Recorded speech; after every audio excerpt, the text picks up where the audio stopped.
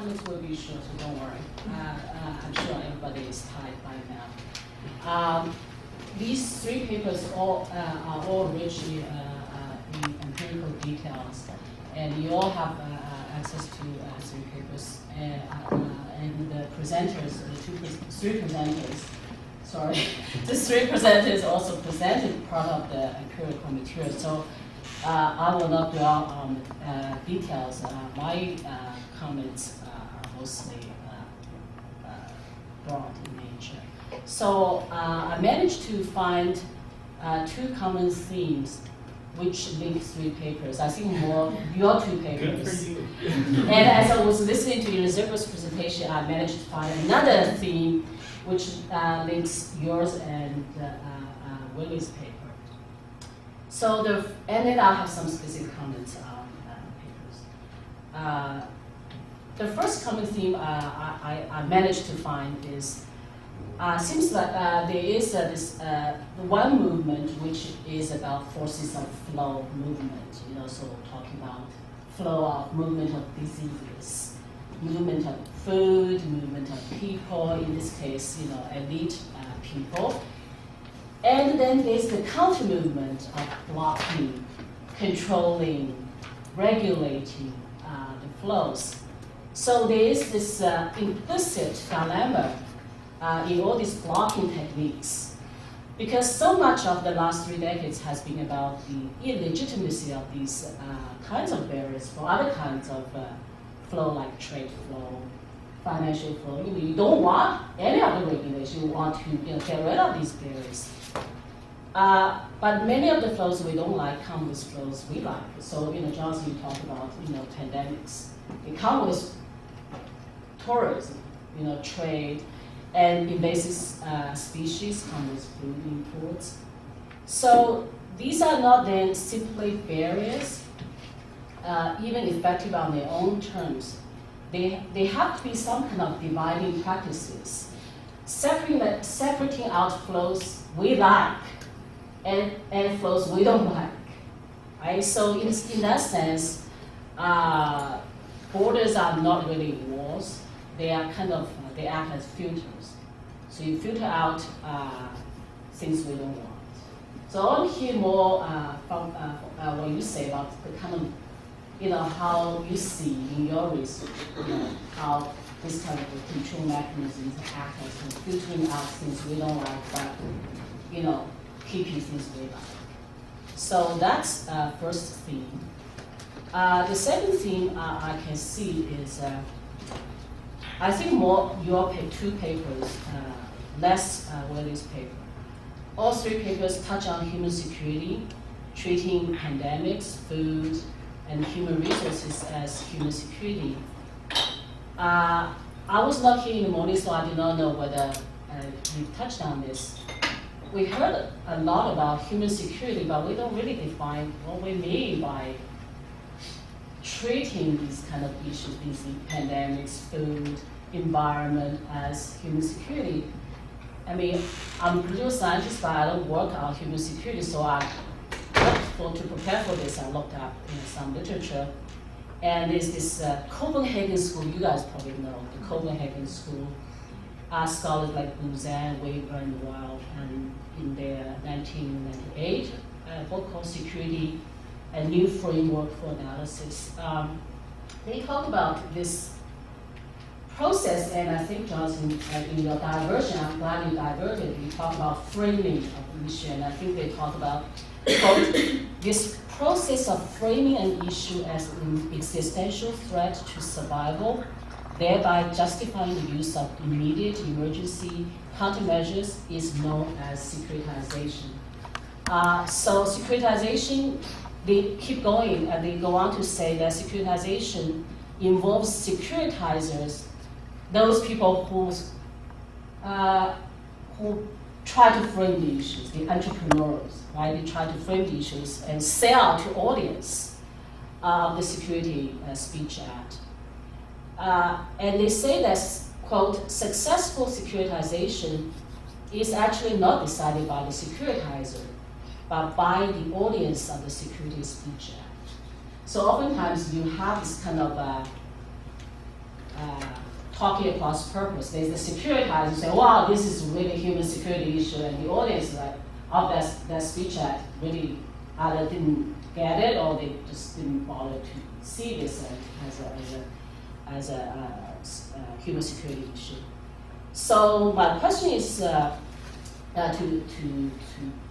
both of you is your study simply an application of human security framework? Question mark. Or does it have implication for theoretical framework, or do we have to rethink about the human security framework? The third common theme I just came up with when I was listening to you is this role of brokerage, because you talk about the middleman actually really plays a key role in damaging food safety. So, and I think really the paper talks about brokerage, the immigration, brokerage firms.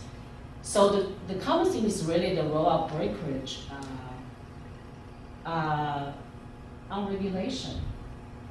Or whether it actually creates problems for governments. I mean, you can have government taking all these actions, but if they don't really, work with middlemen or try to institutionalize that middleman process. Because I research on migration in China, and initially, the labor market was extremely chaotic. You had all these, illegal labor brokers who really exploited migrant workers, and eventually government cracked down on them and instead put in institutionalized this kind of middleman in labor market. So I wonder whether the Chinese government, is doing similar things in regulating food safety in China, rather than, kind of uninstitutionalized kind of middleman, right?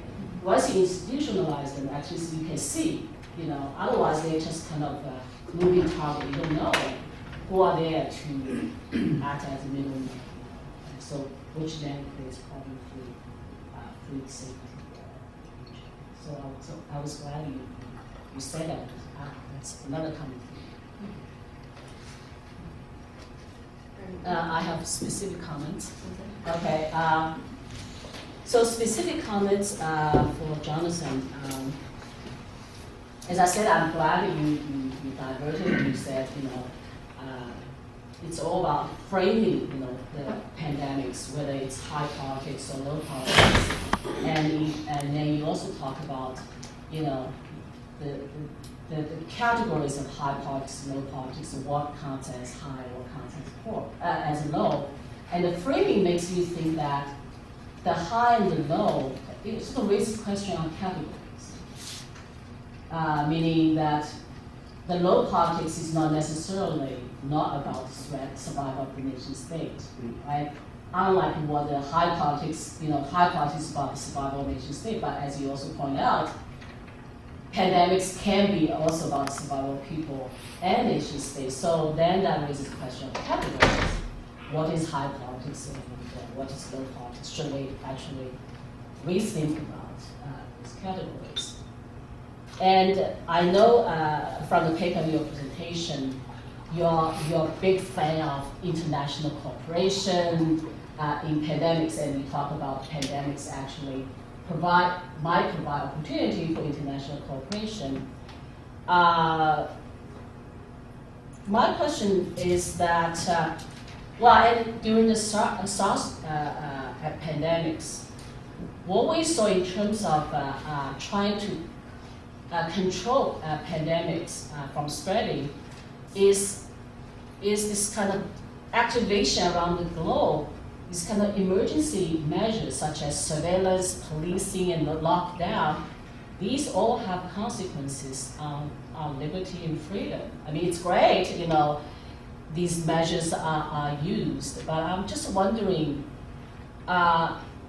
whether it's actually desirable to have spill over to other areas, unsavory areas, when you actually use, the problem I can see in securitizing, particular issues such as pandemics is that it gives legitimacy to to use emergency measures, which then, in the long run, these emergency measures can be used on other areas, such as crack down on, I don't know, models which were considered illegal, So I just want to hear more your thoughts on this.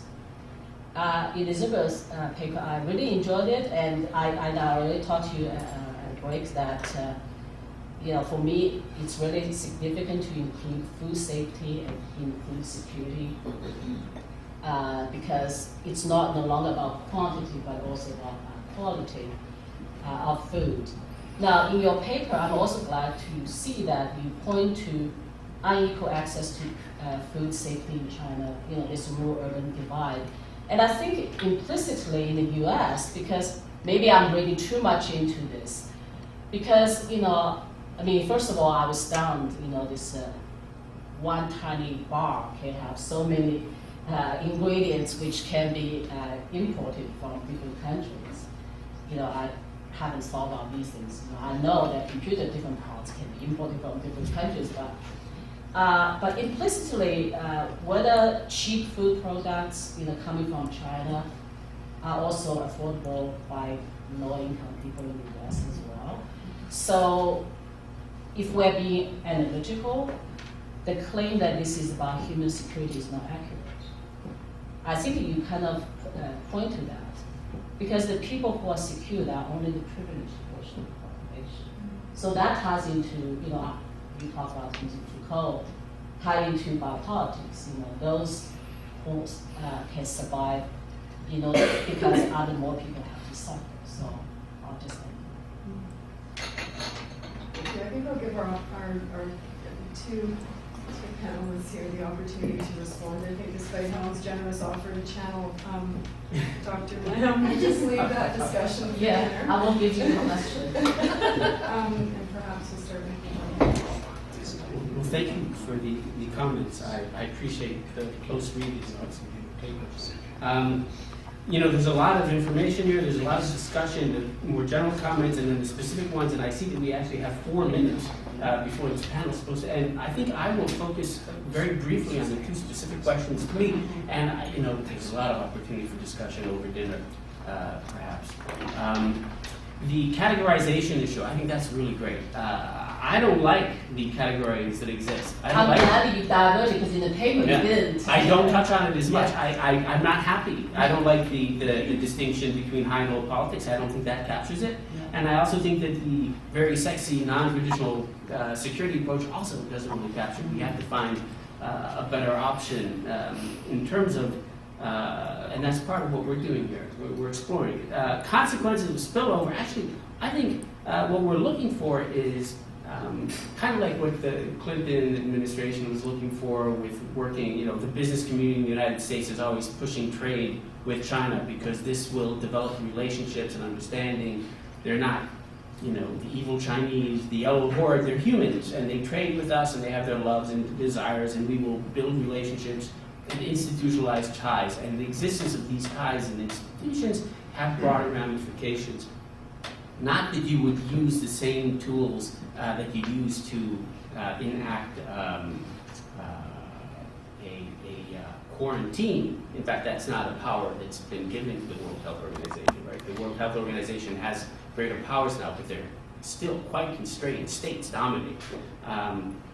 So these tools are not available to use coercively against other actors, but rather are intended to enhance trust where there are so many blockages in international politics. Here, perhaps, is an avenue to circle around these kinds of blockages and find common cause. So what I don't get into details in the presentation because I think it's too much, but is in the paper, is about the variety of different types of relationships that have developed and how these have built relationships and trust, which is a really positive outcome.